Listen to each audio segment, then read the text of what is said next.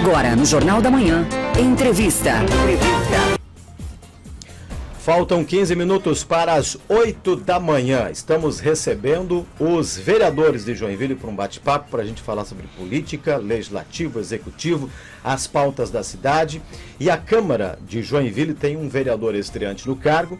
Na semana passada, Cleiton Profeta, do PL, assumiu a cadeira que era do ex-presidente da Casa, Maurício Peixe, que se licenciou da função para assumir uma vaga de deputado estadual na Assembleia. O substituto Profeta, como é chamado, está aqui conosco ao vivo na bancada do nosso Jornal da Manhã para falar sobre as suas propostas e também, nesta missão aí do Legislativo de Joinville. Vereador, muito bom dia, obrigado por receber o nosso convite, tudo bem? Muito bom dia. Bom dia. Tudo ótimo, eu que agradeço pelo convite, é um prazer imenso estar fazendo parte aqui nessa rádio tão prestigiada que é a Jovem Pan, né? Para mim é um orgulho. Bem-vindo. Bem-vindo, vereador. Vereador, eu gostaria de começar perguntando para o senhor como é que estão esses primeiros dias dentro da Casa Legislativa, mas também, não poderia de comentar aqui, deixar de comentar já no início, sobre a questão também dos ataques, sofrido Sim. Fora dela, Então gostaria que o senhor falasse um pouquinho para a gente. A coisa já começou pegando fogo, né? Durante a minha campanha, o eleitor mesmo brincava que era para eu entrar lá para botar fogo no parquinho, né? Uhum. Então a gente está literalmente botando fogo no parquinho. Assim que eu assumi, como a minha bandeira é a liberdade, eu coloquei a bandeira de Gadsden. Para quem não conhece, é a mesma que o ex-deputado Bruno Souza colocou na LESC, e ela é uma bandeira, o significado dela é a liberdade individual. Então é claro que grupos coletivistas, atacam não só eu, mas qualquer ideia de liberdade, porque é o oposto do coletivismo. Então eu comecei a receber uma série de calúnia, ameaça.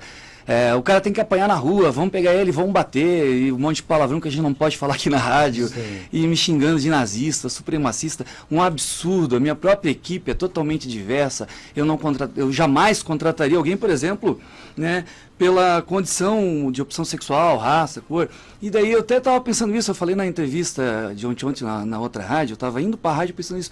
Pô, os caras me chamando de supremacista, na minha equipe tem mulher, negro, tem tudo. Mas quando eu contratei, eu nem penso nisso, eu contratei pela eficiência. Eu acho que as pessoas têm que ser separadas em pessoas boas e ruins, eficientes e não eficientes, e jamais por causa de religião, credo, raça ou qualquer outra situação. E vou até aumentar, vou até prosseguir, com esse assunto, porque os caras pegaram, cara, tu vê como a esquerda é tacanha, Os caras pegaram um Twitter, uma postagem minha de 2013, em que eu comento contra uma situação que teve, eu acho que foi numa partida de futebol, que teve uma situação de violência. E o meu post é totalmente contra a violência. E aí o que eu falo naquele post, Contra a violência, e eu digo, tem pessoas que são inferiores a outras mesmo, mas no sentido de, eu quis dizer que quem agride alguém de graça, essa pessoa é inferior, e eu reitero aqui, quem agride alguém de graça é inferior, quem ataca, quem tem preconceito, esse tipo de gente é inferior. Então, para quem tá por aí dizendo que eu sou supremacista, nazista ou qualquer besteira, primeiro, eu quero deixar bem claro que isso é crime. Falsa imputação de crime é crime e a gente já está tomando as providências legais, Outra coisa é, você que agride de graça, você que comete crime, você é inferior sim, porque tem muita gente que acorda cedo, trabalha. O brasileiro, em suma, é um povo alegre, é um povo pacífico e um povo trabalhador. Então eu estou realmente aqui para isso mesmo, não é para me calar, para ter medo. Eu fui eleito para isso e jamais me intimidarei. Vereador, esse caso que o senhor relata, ele é o segundo registrado em menos de 24 horas e tendo como parlamentares aqui de Joinville como alvo, E a pergunta que faço para o senhor, de que forma que essa discussão, inclusive, tem que ser uma permanente até na Câmara de Vereadores e tudo mais? Porque a explicação que o senhor traz, ela é muito clara no sentido de que as pessoas, ou quem o atacou, não sabe nem o que estão falando, não conhece da história do país, seja lá o que for. É que nem a situação, as pessoas que confundem a bandeira de países lá fora com o movimento de sem terra no Brasil. Pega uma bandeira de um país, olha, sem terra e tudo mais. Perfeito. Como é que a gente avança nessa discussão no Legislativo, na avaliação do senhor? Lá na Câmara, independente do viés ideológico, independente de partidos e de qualquer outra situação, a Câmara se coloca de forma unida nisso. Não existe diferenciação por parte do presidente atual, Diego Machado. Está conduzindo a Câmara, substituindo, né, o Maurício Peixe, de maneira excelente. Todos os vereadores prestaram solidariedade, tanto comigo quanto com a Ana. A própria Ana prestou solidariedade para mim, eu prestei para ela também. A gente tem o grupo de vereadores, a gente conversa ali, né? Então, nesse sentido, eu só tenho elogios quanto à Casa Legislativa Municipal. Só elogios mesmo. Certo. Bem legal. Vereador, estreando então, né, uma cadeira no Legislativo, qual que é a prioridade do senhor desse mandato? Tem algum projeto já ou alguma indicação preparada para ser encaminhada já nessa largada? O nosso gabinete já está, indicações a gente já está fazendo algumas por dia. Já no final do mês eu vou publicar, né, todo último dia do mês eu quero publicar o trabalho feito no decorrer do mês em questão. E indicações a gente já tem várias, assim, de bueiro, faixa de pedestre sem pintura. Esse é o básico, assim. A gente está já desde o primeiro dia já tinha até uma demanda pré-acumulada, porque quando o munícipe soube que eu iria assumir, muitos eleitores meus obviamente já começaram a me encaminhar a demanda, e eu já fui passando para a equipe. Ontem eu entrei com pedido de informação para a Secult sobre os inadimplentes do SINDEC, porque uma das prioridades que eu quero também é fiscalizar, é o nosso respeito ao dinheiro público, pagador de imposto, aquele cara que paga a conta. Então, eu lembro que na época o ex-prefeito Udo, ele publicou uma portaria em que dizia que, né, listava uma série de inadimplentes do SINDEC, que é o Sistema Municipal de Desenvolvimento e Cultura. Então, depois disso, simplesmente não se viu mais nada. Não foi dito se eles acertaram, se eles, né, regulamentaram a situação, em que pé que está isso. Então eu mandei um pedido de informação para a Secult para a gente ver como está isso. Se tiverem inadimplentes, e até onde me chegam informações, realmente há ainda uma grande parte de inadimplentes, a gente vai procurar Tribunal de Contas, a gente vai procurar Ministério Público, até porque a lei diz que se houver fraude, o proponente tem que devolver o dobro do valor. Então, isso é dívida ativa. Ele está devendo para o município. A partir do momento que o cara pegou dinheiro para um projeto e ele não prestou contas, ele está em débito com o município. Ele deve para a sociedade. E a gente vai cobrar sem passação de pano, né? Outra coisa que eu pedi também nesse pedido de informação é mais transparência. Porque eu fui na internet, eu fui no portal da Transparência por tudo, e não achei nada sobre isso. E eu acho que isso é um dever do município, que as pessoas tenham acesso a esse tipo de informação. Porque a partir do momento que é dinheiro público, tem que ser de conhecimento de todos. Então, ontem já foi aprovado, por unanimidade lá na casa, esse pedido de informação. Assim que ele voltar, a gente vai dar continuamento para isso, né? E o nosso gabinete ele vai ser muito de fiscalização, assim, fiscalização, transparência, isso é prioridade. O senhor falou fiscalização, né? Um bom ponto. O senhor é morador, né, do centro, né? O senhor é morador da área central? Continua morando aqui no centro ainda? Eu sou vizinho aqui, né? A vizinha aqui, a nossa vizinha aqui. Sim. O senhor é morador no centro, está no primeiro mandato, o senhor inclusive já é formado em gestão pública. Sim. E é claro que o vereador não trabalha só para a sua base eleitoral, o vereador tem todo o trabalho, né, por toda a cidade, de fiscalizar o executivo e tudo mais. O senhor assume na vaga do Maurício Peixe, que está lá na Assembleia Legislativa, e o senhor não é tão conhecido assim, obviamente, como tantos outros vereadores, por uma questão óbvia, né? Porque o senhor está estreando na casa agora e tudo mais. Claro. A pergunta é, como ampliar, né, essa atuação por toda a cidade? Não apenas na área central, obviamente, claro, com as ações, com muito trabalho nesse 2023. Essa é uma pergunta muito boa, né? Porque até para o ouvinte nosso, eu acho muito importante deixar claro, assim, as pessoas têm aquela ideia de que vereador é do bairro, né? Por exemplo, eu votei no cara do Vila Nova porque eu sou do Vila Nova, né? Bacana, mas tem que entender o seguinte, o teu vereador não é do bairro não, ele é da cidade. Joinville tem mais de 40 bairros e tem apenas 19 vereadores. Imagina, se 19 bairros só fossem atendidos, ou pior ainda, se 3, 4 vereadores no mesmo bairro forem nem eleitos, a metade dos bairros seriam atendidos. Nem a metade, então assim, todo vereador tem que atender a cidade toda. A gente vai botar o pé na estrada mesmo, tipo, amanhã mesmo, o Sérgio que está aqui comigo, a gente vai já atender umas demandas lá no Aventureiro e a gente vai escalar.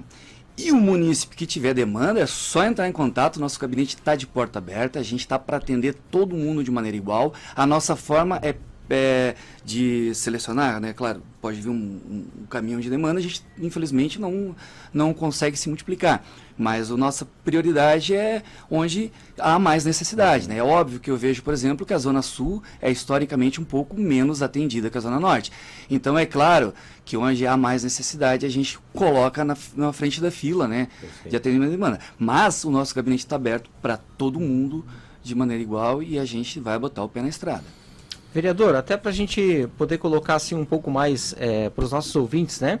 O perfil do senhor, o senhor comentou na questão ali que vai ser aquele perfil fiscalizador, né? Com certeza. Mas além de fiscalizador, também de proposição, de cobrança do município. E a gente vai mexer, a gente tem já, eu pedi para o meu jurídico fazer estudo de projetos de lei, ideias que eu tenho. Então, na verdade, cara, a gente tem lá uns 10 projetos sendo analisados para que eu pretendo entrar, né? Coisas ideológicas também, mas coisas, por exemplo, no próprio SINDEC, que eu acabei de citar, eu acho que tem uma falha gravíssima na lei, quando ela diz que o proponente que tiver em débito, que ele não presta conta, ele fica 2 anos sem poder pegar o projeto. Desculpa, mas se o cara pegou dinheiro e não prestou conta, ele tem que ficar sem poder pegar até que ele normalize a situação, é o Sim, mínimo. mínimo. Eu até falei ontem na tribuna, né? Você imagina a situação, eu tenho um trio, um power trio, uma banda de cover do Rush. Aí vai, eu vou lá e pego, né? Eu sou contemplado, legal. Eu não presto conta, eu tô em débito, minha situação tá irregular. Aí o baterista pega no outro ano, ele também nem presta conta, beleza. Aí no outro ano o guitarrista. O que acontece? No próximo eu já posso pegar de novo e tá todo mundo em débito. Então, a gente tem, eu falei com os vereadores, a gente vai ter que trabalhar esse tipo de mudança, tem que ter coragem, porque assim, ó, a classe artística, ela não é essa minoria barulhenta, o artista não é esse criminoso, sugador de Rouanet que falam. Uma minoria é isso, que suja todo o resto. É a mesma coisa que acontece com o funcionário público. Cara, vocês devem ter conhecimento de quanta gente eficiente, boa e trabalhadora tem no funcionalismo público. Só que tem 1% que queima todo o resto. É a mesma situação. Tem aquele 1% mamateiro, tem aquele 1% folgado, aquele 1% que vive mesmo, que é vampiro, sanguessuga do dinheiro alheio. Esse acaba criando um estigma, né, para toda a classe. Então, a gente tem que trabalhar para dar condição de, inclusive, reverter isso. Eu falei ontem, eu deixei bem claro, assim, quando eu digo que eu quero combater esses sanguessugas do dinheiro público, não estou contra a classe artística, eu estou a favor dela. Eu quero tirar, porque aí é outra, né, outra situação. O cara pega SINDEC todo ano, pô, mas se é uma lei de incentivo, é para dar um impulso. Não é para o cara ganhar ele não é concursado, ele não é para ele ter todo o ano. E se a cidade não quer a arte dele, se mesmo depois de ter pego o incentivo diversas vezes, ele não engrenou nisso, desculpa, tem um monte de gente que tenta eu mesmo tive loja há 11 anos, fechei, fui trabalhar, ser administrador numa empresa de TI, e a vida é assim, meu amigo. Vai lá, o velho da van está contratando. Resiliência, né? Antifragilidade e resiliência. Total. Vereador, para finalizar, por que profeta? Essa pergunta faltava. Você sabe que tem uma história ótima. As pessoas sempre pensam que meu sobrenome é profeta por causa da estética, né? Talvez da barba, do cabelo, ou por eu ser de direita, né? Com questões religiosas. Tem algumas pessoas que pensam até que é uma questão mística, né? Eu faço comentários na internet e eu acerto muito os cenários de quem vai ser eleito. É incrível, cara. Isso aí merecia um estudo. Eu acerto 99%, cara. Eu não sei, né? Então eu deveria ser muito bem pago, inclusive, para isso. Deveria ter alguém me contratar e dizer, quem vai ganhar? Porque aí eles achavam... Deixa o número da Mega pra gente aqui. Não, o número da Mega é só o cenário de quem vai ser. Aí, cara, as pessoas pensam, pô, será que é místico, religioso? E não, é meu sobrenome mesmo. Um sobrenome paterno. Aí quando eu falo, é meu sobrenome, eles... eles se decepcionam. Porque eles o caso do Mosca que nós temos aqui, ó. O Mosca é o sobrenome dele. Então, o sobrenome do José é Mosca, né? Então... eu achei que ele fosse apelido também. Então, e as pessoas se decepcionam, né? Porque elas queriam que fosse uma coisa mística, algo religioso. E é o meu sobrenome paterno. Meu pai é Jaime Profeta, meu avô era Ercílio Profeta. E o meu bisavô, eu não sei, mas também era Que bom, então a gente espera, vereador, que você venha sempre profetizar ao longo do seu mandato boas notícias para a cidade, para o legislativo, para o executivo, e vamos lá porque a economia não pode parar, a política também não, e a vida também não. Sucesso para o senhor lá. Só tenho a agradecer, obrigado pelo espaço, me convidem mais vezes, que eu virei sempre. E um grande abraço a todo mundo que está escutando e vamos trabalhar. Qualquer coisa é só procurar a gente está disposto a ouvir todas as demandas da cidade. Só para descontrair então aqui o final da entrevista. E aí, profeta, o Jack ganha hoje não? Olha. E eu prefiro errar essa quando ele ganha. Boa. Obrigado, vereador. Valeu, vereador. Vamos falar Obrigado. do Jack então, né? Vamos pro esporte então, né? Vamos lá.